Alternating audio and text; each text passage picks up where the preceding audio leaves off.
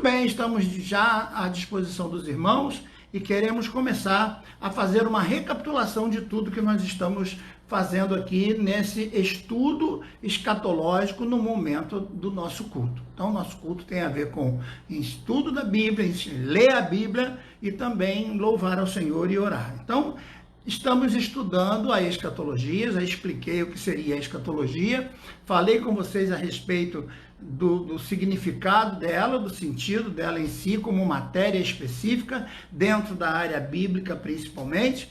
Falamos sobre os últimos dias e os sinais dos tempos, estamos falando dentro desse assunto, os últimos dias da igreja na terra e os sinais dos tempos, os tempos estabelecidos por Deus. Não estamos falando de fim do mundo, estamos falando de fim dos tempos, né, como diz a Bíblia.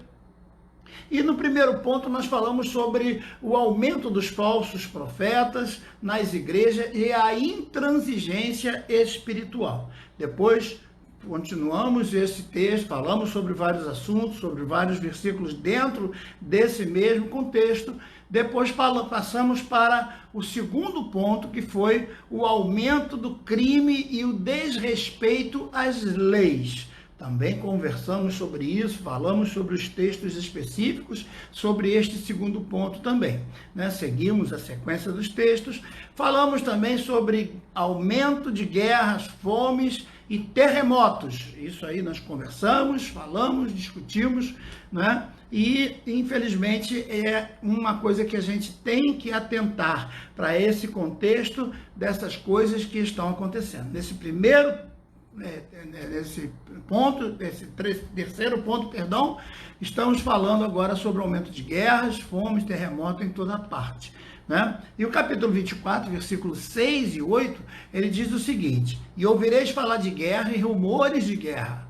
Olhai e não vos perturbeis, porque forçoso é que assim aconteça, mas ainda não será o fim. Note. Então, esses rumores de guerra, essas coisas que estão acontecendo nas nações aí, já entrando em choque, é apenas o início. E o versículo 7, portanto, se levantará nação contra nação, reino contra reino, e haverá fome, terremotos em vários lugares.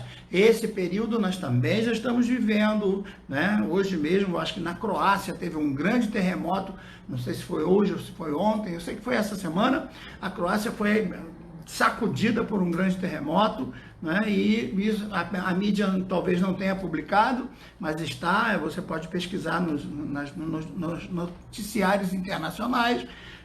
E o versículo 7, porquanto se levantará nação contra nação, reino contra reino, e haverá fome, vejam, fome e terremotos em vários lugares.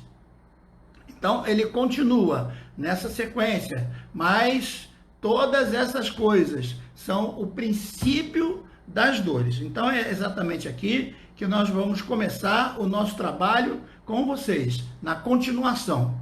Vamos pegar então Mateus 13, do versículo 7 ao 8, versículo 7 ao 8, que diz: quando porém ouvirdes falar de guerra e rumores de guerra, não vos perturbeis, forçoso é que assim aconteça, mas ainda não será o fim.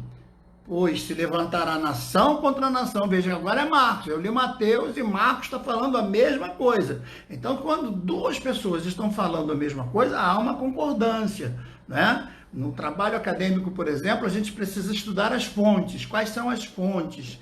Neste momento de angústia, nós nos firmarmos em Cristo e aceitarmos a palavra do Senhor, não as crendices, não as ideias, não as coisas que, infelizmente, os pensamentos comunistas tentam influenciar a nossa forma de pensar. Isso não. Estamos querendo ficar com a Bíblia Sagrada, com aquilo que a Bíblia diz, com o que está escrito. Para nós, o que vale é o que está escrito na palavra. Não vale o que alguém disse, o que alguém pensou, os pensamentos de Marx ou de quem seja. Para mim não vale nada. O que pensa o santo não sei o que, também não vale nada. Para mim, o que vale é o que diz a palavra, como nós lemos e como nós temos a capacidade espiritual de interpretar o que está escrito. Basta ler o que está escrito. E essa é a nossa função. Ler, certo? Então ele diz, versículo 7, como eu falei, de Marcos 13, Quando, porém, ouvirdes falar de guerra e rumores de guerra, não vos perturbeis. Forçoso é que assim aconteça, mas ainda não será o fim, pois se levantará nação contra nação, reino contra reino, e haverá terremoto em diversos lugares, e haverá fome. E isso será para o princípio das dores. Note que ele está se referindo a esse momento de princípio. Quando ouvides de guerras e tumultos, não vos assusteis, pois é necessário que primeiro isso aconteça, mas ainda não será o fim. Estão percebendo? Estamos vivendo esse início da calamidade, esse princípio das dores, esse momento da explosão de todos os lados, questões políticas, questões econômicas, questões com relação ao clima, questão com relação a vírus, questão com relação a tantas outras coisas, que tudo vai culminar no mesmo momento. Por isso que, volto a dizer, aquele versículo onde fala como a mulher que está para dar à luz, os acontecimentos acontecendo tudo ao mesmo tempo, as contrações cada vez mais curtas e dolorosas, né? Com o tempo entre elas mais curto, mais dolorosas, até que a criança nasce. O grande nascimento será, então, o arrebatamento da igreja. Vamos continuar dentro desse nosso contexto de leitura da palavra para os próximos pontos. Então, percebam, nesse contexto a gente está repetindo o quê? Vamos recapitular. Estamos trabalhando os pontos dos tempos estabelecidos por Deus. Então, a história é dividida em tempos estabelecidos. Alguns usam, ao invés da palavra tempo, eles dizem dispensações. Também pode ser. São formas de estabelecer os tempos entre um acontecimento e outro, uma forma de Deus agir entre outra forma de Deus agir, né? Então, a história é dividida em tempos ou dispensações. O fim de uma dispensação é já o início, né, da outra dispensação. Então, agora estamos vivendo o fim da graça, mas ao mesmo tempo estamos vivendo o fim da graça e a transição desse período chamado lei. E nesse momento de transição, nós estamos ainda já recebendo os calores do que vai ser a chamada grande tribulação. Esse período vai ser durante, né, todo mundo aceita a ideia dos grandes teólogos de que os anos serão contados de acordo com as semanas. Então, uma semana de anos, assim como uma semana de dias tem 7 dias, uma semana de anos seria, então, a 70ª semana de Daniel. Portanto, 7 anos a igreja estará no céu, guardada, enquanto a grande tribulação estiver acontecendo aqui no mundo. Vamos falar sobre esses textos já para vocês. Só estou dando aqui uma arrumação rapidinha. A sequência, então, será a graça, que vai se findar no arrebatamento, a grande tribulação, o final da grande tribulação, o Armagedon, para o início do milênio. Vai haver o julgamento das nações, depois do milênio, o juízo final. E o que vem depois do juízo final? Novo céu e nova terra. Entenderam? Então não há fim. Não há fim. As coisas vão se renovando. Então o Apocalipse para a gente, ele é um livro que fala do fim dos tempos, mas do início de outros tempos também. Não adianta a gente tentar vir com ideias lá de outras religiões, de outros pensamentos, de outras filosofias, de outras religiões, como outras igrejas, entre aspas. Eu não vou citar aqui os nomes, porque a gente acaba se expondo e criando briga à toa, mas tem gente que acha que não vai ter grande tribulação, tem gente que acha que não vai ter milênio, tem gente que acha que esses textos são tudo conto da carochinha, tem gente que não acredita que vai haver arrebatamento. Aí cada um tem o pensamento que quer, cada um analisa do jeito que bem entender. Eu fico com o que está escrito nos textos que nós estamos lendo agora, e é assim que eu ensino, é dessa forma que eu penso, e é dessa forma que eu creio, certo? Então, estamos vivendo os sinais dos tempos e, ao mesmo tempo, o fim da graça e a preparação para a grande tribulação. Esse é o período. Então, qual seria o período? Da diminuição do amor, da afeição no lar. Veja Mateus 10, verso 21. O irmão entregará à morte o outro irmão, e o pai o filho, e o filho se levantará contra o pai, e ambos um matarão ao outro.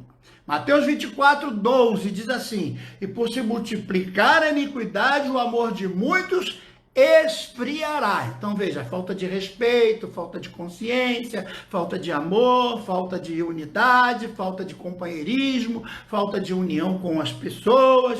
Agora Marcos 13, 12, que diz: e um irmão entregará à morte o outro irmão, e o pai, e o filho, e levantar-se-ão os filhos contra os pais, e farão morrer.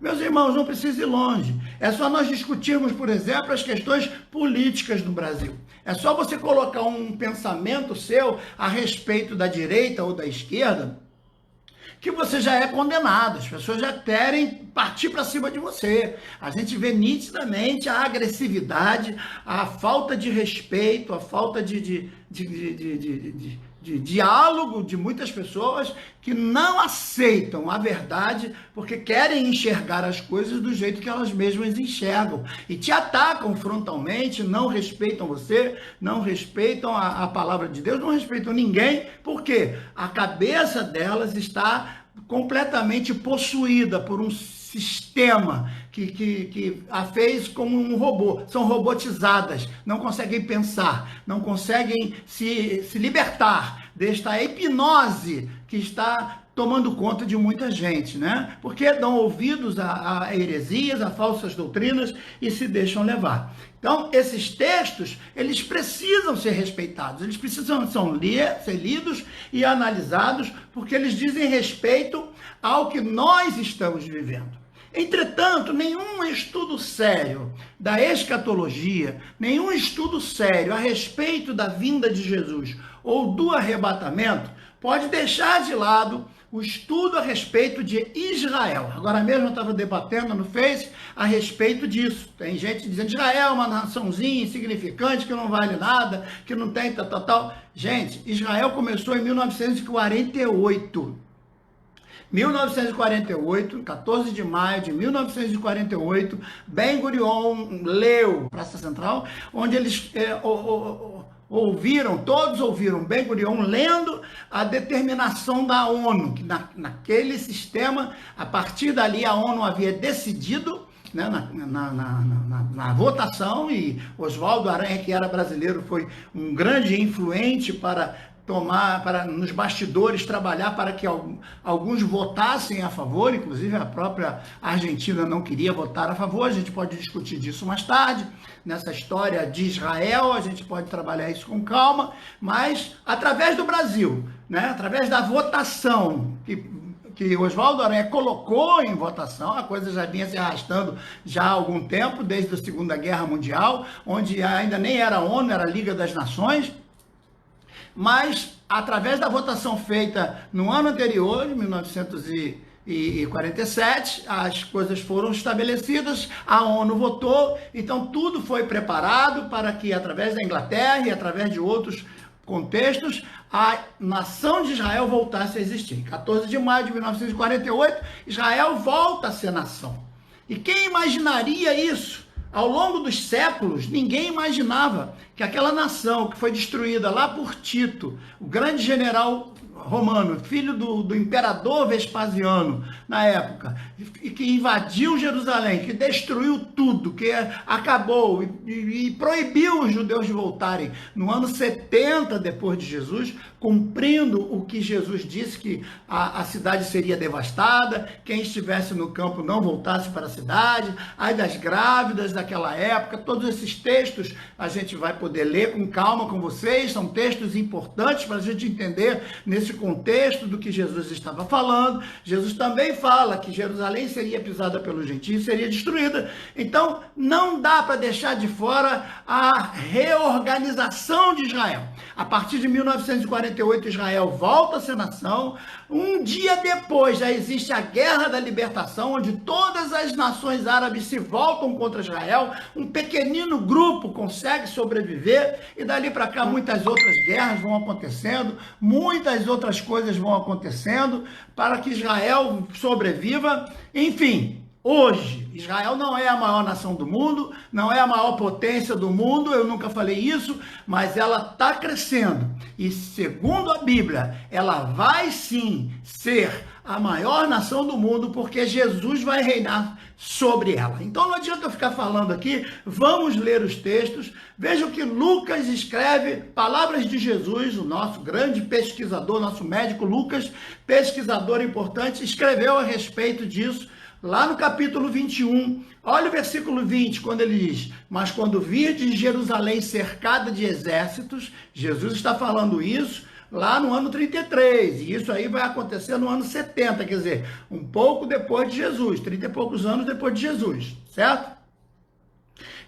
Então, quando virdes Jerusalém cercada de exércitos, sabei então que está chegada a sua desolação. Aí o 24, então cairão a fio de espada, e para todas as nações serão levados cativos, e Jerusalém será pisada pelos gentios, até que o tempo dos gentios se completem. Olha, o tempo dos gentios se completem. Quando esse tempo se completou? Quando Israel voltou a ser nação. 1948, portanto, depois da Segunda Guerra Mundial, começou um novo tempo para Israel. Agora começa o movimento sionista no começo de 1900 e todos vão começando a trabalhar, e Israel em 1948 é estabelecida como nação, e a partir disso, de 1948 para cá, Israel volta a ser uma potência, volta a ser uma nação, com apoio de algumas nações, como principalmente os Estados Unidos, né? Caíram todos à espada, foram destruídos. Mas o tempo dos gentios começa a terminar a partir da conquista da cidade de Jerusalém. Jerusalém não foi conquistada em 48, embora Israel voltasse a ser nação em 48. Israel possui a terra, mas não possui Jerusalém. Ela fica de posse da ONU até 1967, na chamada Guerra dos 6 Dias, quando então, na Guerra dos 6 Dias, Jerusalém é tomada pelos próprios judeus, os próprios israelenses, e tomam Jerusalém. Então hoje a posse de Jerusalém com relação a Israel é condenada pela própria ONU. A ONU não aceitou essa posse, quer que Israel devolva para a parte para os palestinos e tal, como Zacarias diz, e a gente vai ler esses textos mais tarde. Então, olha que no versículo 25, Jesus está colocando: no tempo em que os gentios estiverem sendo expulsos de Jerusalém, como uma parte de Jerusalém já pertence a Israel, uma pouca parte ainda pertence aos palestinos, não é?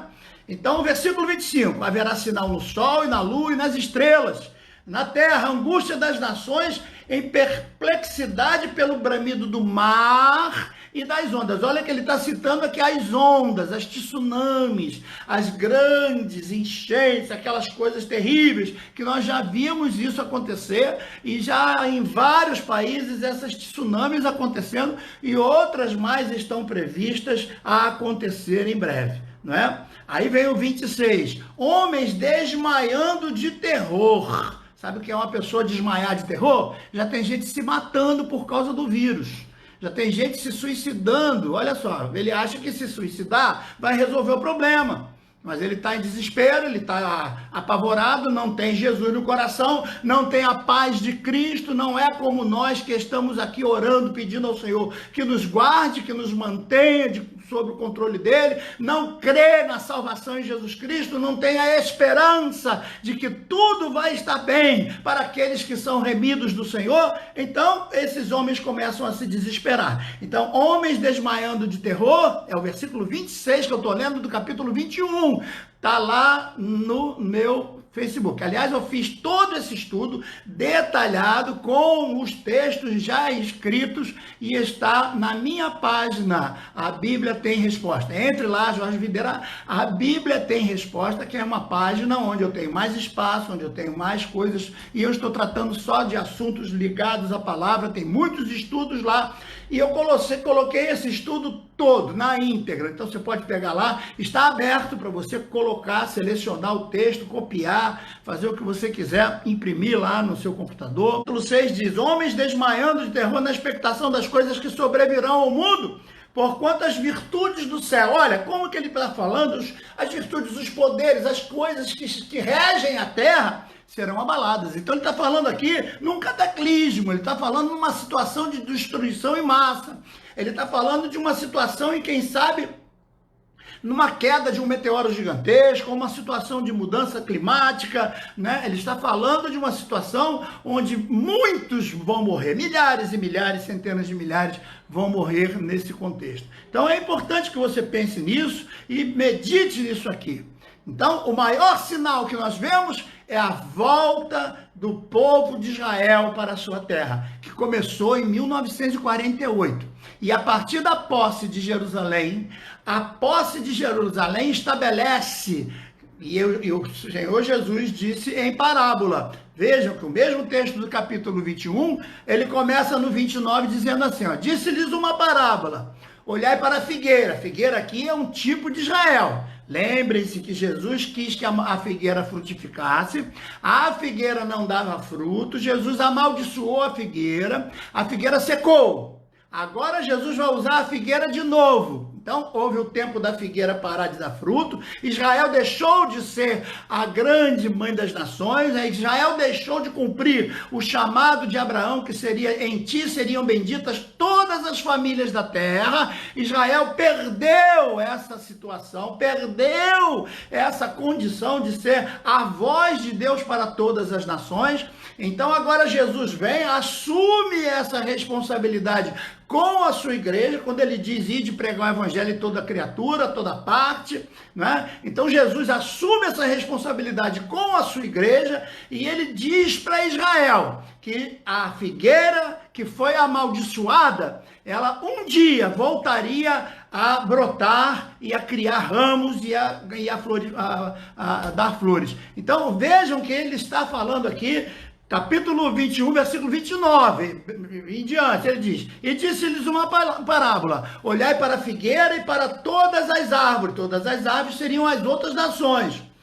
Quando já começarem a brotar, vós sabeis por vós mesmos, vendo-as. Olha, então o servo de Deus não pode ficar alheio, não pode ficar só lá, não sei aonde, pensando não sei o que, não. Ele tem que estar olhando para os acontecimentos, ele tem que estar atento às coisas que estão acontecendo no mundo, ele tem que olhar para Israel, porque Israel é um sinal da vinda de Jesus, é um sinal, é uma comprovação das profecias. Quem ia imaginar? Nenhum teólogo do passado, da Idade Média, poderia imaginar que Israel voltaria a ser uma nação e que hoje, queira você ou não, você que está me ouvindo aí, que tem uma ideia, sei lá, contrária a Israel, é antissemita, e às vezes nem sabe que é antissemita, não tem que admitir, Deus ama aquela nação e ele vai fazer cumprir as suas profecias, quer você queira, quer não, quer eu goste ou não, Deus tem aquela nação como sendo a sua base.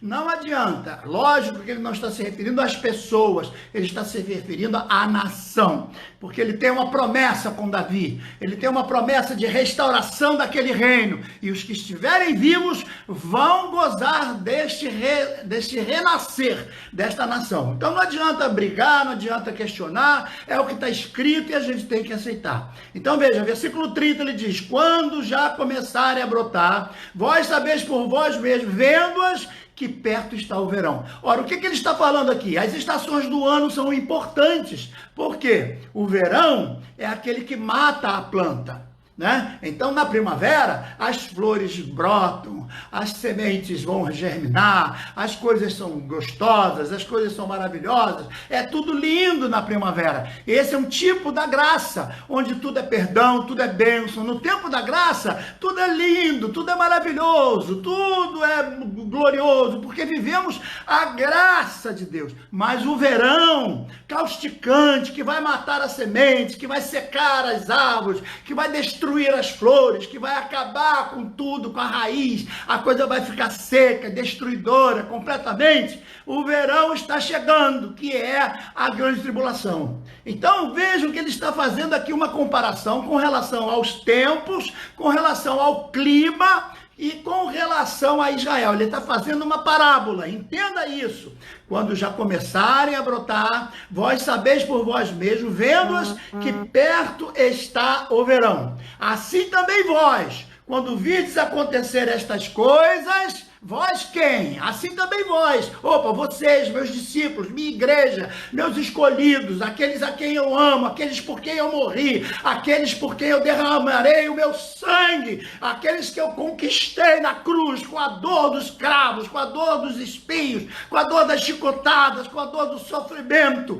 Eu resgatarei vocês. Então, naquele momento, quando vocês estiverem vendo essas coisas acontecer, sabeis por vós mesmo que o reino de Deus está perto. Oh, aleluia! Está perto, meus irmãos. Estamos chegando, meus irmãos. Está chegando a hora. Este momento extraordinário que o Senhor nos dá. Olha que coisa linda. Versículo 31. Assim também vós, quando virdes acontecer estas coisas. Então estamos olhando acontecer essas coisas. Eu tenho que me apavorar? Eu tenho que ficar triste? Eu tenho que me enclausurar no meu quarto e ficar chorando porque está acontecendo? Não, pelo contrário. Alegrai-vos, ó filha de Sião, o teu Redentor vive e ele está voltando. Olhai para cima, igreja do Senhor, olhai para cima, crentes fiéis, porque o Senhor está chegando, o nosso Redentor vem, Jesus está voltando. É a nossa maior confiança, é a nossa maior fé, é essa situação de que Jesus está voltando e que ele não vai nos deixar, ele não vai nos abandonar. Vamos continuar essa lição exatamente amanhã às 8 horas. Vamos continuar a falar sobre Israel, vamos falar sobre os sinais a partir das profecias, vamos ler os textos em continuação